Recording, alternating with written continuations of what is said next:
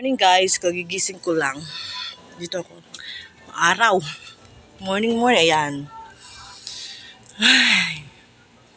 Magre-real talk ako ngayon, ha? Kasi ito hindi naman bago to sa inyo lahat, 'di ba? At nagte-thank you ako sa mga muna sa mga followers ko at viewers. Thank you all for making me creator number 1. Okay, ito magre-real talk na ako. Ito kasi base lang yung anuhan natin sa mga meeting. Hindi lang sa school na anuhan ko ha. Marami. Ito direct to the point, treasurer. Kasi nga yung mga treasurer dito ako nalibadbaran eh. Ako pang nagbibigay sa inyo ng idea, makinig kayo. Yung mga treasurer dyan, mga treasurer. Hindi lang isa, hindi dalawa, mga. Kailangan talaga sa inyo no, matuto din kayo kung paano humawak ng pera at bago kayo magsabi ng ganito, ganyan. Kasi parang taon-taon na lang laging ganyan. Walang pagbabago. Dapat baguhin nyo yung report nyo or either gagawa kayo ng report. Kasi dyan tayo nagkabuhol-buhol, nagkakaroon ng argue kasi hindi kayang ipaliwanag ang bawat tawag niyan yung part ng isa at part ng isa at part ng isa. Kahapon talaga, sorry. Nakapagsalita ako talaga ng totoo lang. Hindi naman ako galit pero sinasabi ko lang yung part lang na kasi taon-taon na lang or buwan-buwan. Lagi na lang sabi nila hindi ako matalino ngayon, magtatalinuhan ako, bibigyan ko kayo ng idea. Yung mga treasurer humahawak ng pera diyan. Gawin niyo ito ha, advice ko lang. Kasi nakakabobo. Gagawa kayo ng mga reporting. Before kayo gagawa ng reporting, hanayin nyo muna, hanay-hanay. Hanay A, hanay B, at saka DAS. Dito yung column sa isa. At saka DAS naman sa A and B, column naman sa isa. At A and B na naman column sa isa bago kayo total. At least yung explanation nyo maliwanag, loud and clear. Tapos bago kayo, hindi yung nirarambol-rambol nyo o hinahalo-halo nyo. Ano yan? Pagkain halo-halo. Kaya minsan kasi nabubwisit na talaga ako nakikinig sa mga ganyan, mga report daw ng mga treasurer sa mga school or either anything company. Nakakabwisit. Totoo lang. Dapat mag-report kayo ng maayos. Hindi yung, para kayo ganun-ganun lang ng kamay, Ganun-ganun.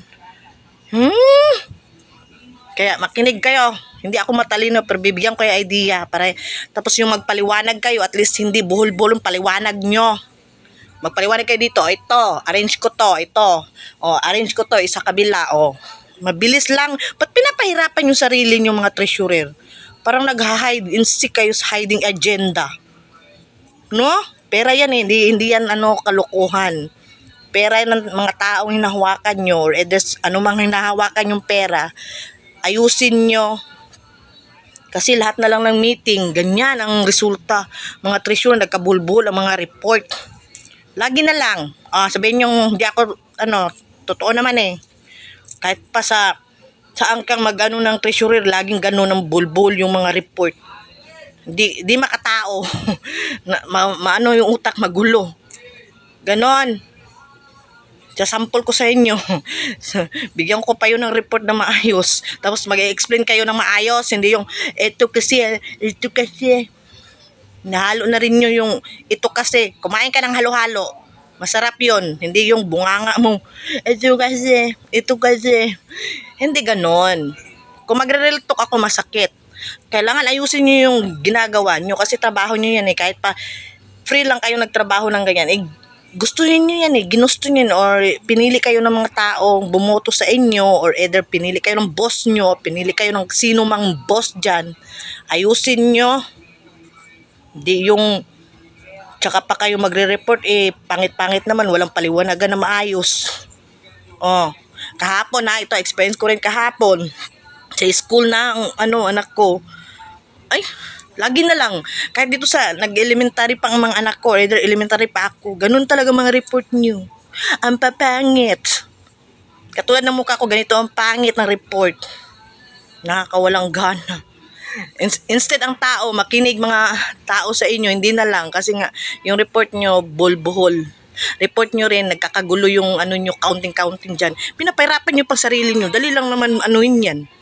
Wala lang kasi kayong ganito, mindset. Sabihin nyo, bobo ako. Bobo ako? Kayong bobo, binibigyan ko idea. I-column nyo.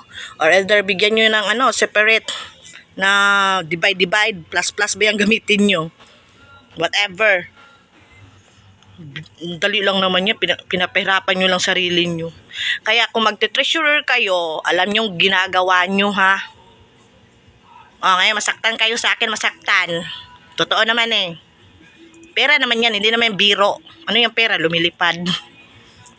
Kahit pa sino, kahit pa mataas kang tao, maliit kang tao, bibigyan kita ng idea para hindi ka magkaroon rin ng yung parang common sense ba na mag-explain ka sa tao at least maliwanag, loud and clear. Hindi lang ako nakapag-explain kahapon kasi nga every year na lang gano'n.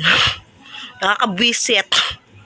Totoo naman, nakakabwisit. Mag-treasure pa kayo. Hindi naman kayo marunong mag-explain at saka wala masyado kayong reporting na maayos. Report daw, report. Anong klaseng report yun?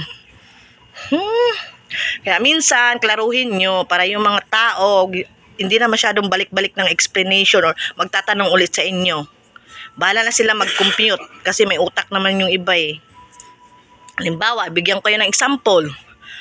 Kung magkano yung nasa, halimbawa, milyon, sabi ko milyon, hindi piso. Milyon. Tapos, inati mo yung milyon na yan, meron kayo 500,000. Tapos, yung 500,000, save nyo yan muna. Yung 500,000, yun yung ginagamit, diba? Ito, i-column nyo sa column A and B na ganito. Buong 1,000, 500,000, ganito, ganyan. Magpapaliwanag pa ba ako? Trabaho ko ba yan? At saka, ito yung pinoproblema ng ibang mga treasurer na humahawak ng pera. Wala kayong masyadong report na maayos kasi nga, ginagawa nyong mali yung report nyo. Madali lang naman gawin yan, dong. Ako pagawain nyo, di ba? Makikita nyo. Tapos sino yung humiram ng pera, ganito, ganyan, Ibahin nyo. Hindi yung hinahalo-halo pag total.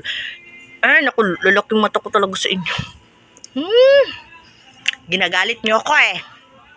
Ginagalit nyo ako. Sa totoo lang. Kaya yung mga treasurer, mayos kayo. Mayos kayo, ha? Column A, column B. Anong party yan? Doon, lagay nyo. Ito, sa mga school book. Gumasto, merong pera dito, 300,000. Halimbawa, yan lang. Yan, school book yan. Tapos, ilang maghahati niyan sa 300,000 yan, bigay nyo. Tapos, sa kabila naman, walang nahati, ganon. Palagyan natin na palagyan natin yung sa na lang, trabaho, ganon. Sige. Hindi na tayo magpapalay-palagoy pa. Nakaka-high blood. Halimbawa, ito, papel. Ito, notebook. Ito dito naman ang lapis. I-convert mo yan. Sino yung wala doon na bigyan sa numerong yon, doon mo itatali yun, ha? Wag bobo. Doon yun. Tapos, i-save nyo yan. Yung walang bakante na yan. Ganun lang naman simple. Ba't pinapahirapan nyo pa? Kasi, hindi kayo nag-iisip.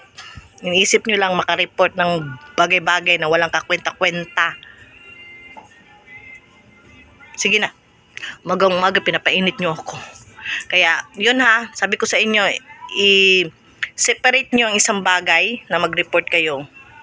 Separate rin sa kabila. Lagyan nyo lang A or B. Tapos yun, total mo yung ganon. Halimbawa, sa members ko 300 person. Sa 300 person na yan, merong 100 hindi nakabayad. Yan, lagay mo numero 100 hindi nakabayad. Tapos bigla na naman sa kabila na merong donation. Bigay mo rin yun.